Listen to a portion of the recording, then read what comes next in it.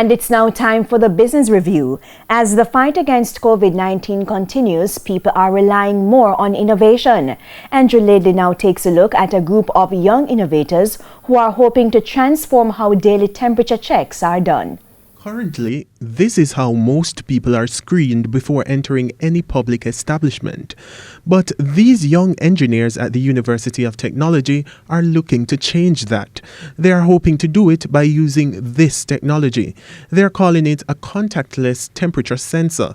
Head of the team, Carla Capote Bustamante, explains how it works. The device will stand alone, let's say, at the entrance of a building or a supermarket, and you just have to put your hand, it reads your temperature, and if something is wrong, somebody will come to you and pull you aside. Using a small computer called an Arduino, along with the sensors and the lights, and we use C programming language to program it so it knows what to do. Director at the university's Engineering and Computing faculty, David White, says it all started with a project which required the students to solve a national problem. After you have mastered the theoretical foundations of what computing is, we wanted to take that and put our UTech brand on it. So do something practical and something that can solve a problem, probably for the community, for the university, your community, the wider country, or internationally.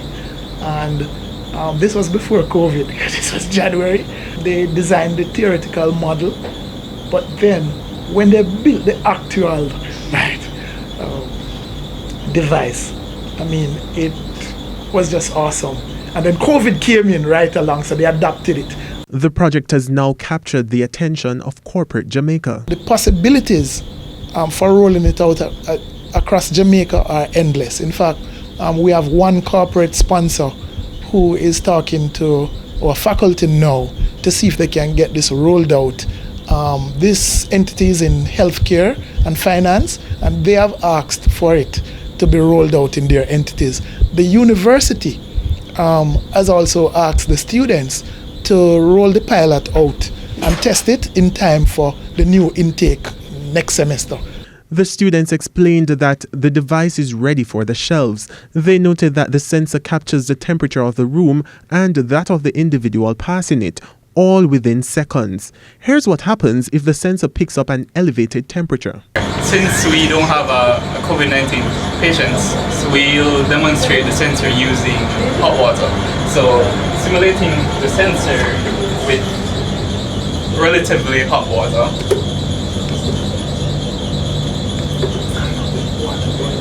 It's 100, yeah. The cup is kind of, there you go.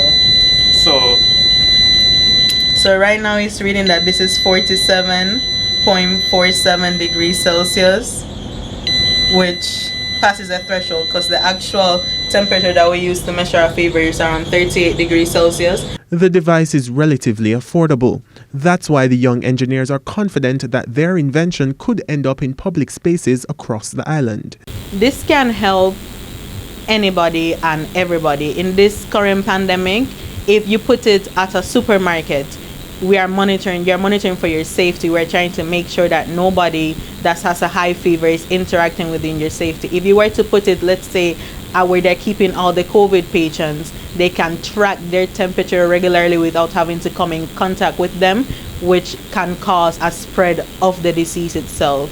If you put it at a school like UTech, you can monitor the students and stuff to make sure that you're all safe while interacting in the same environment. And the advantage of the device is that it's very portable, so it doesn't have to stay in one place. So if you want to move it, you will be able to move it. Andrew Ladley, TVJ News.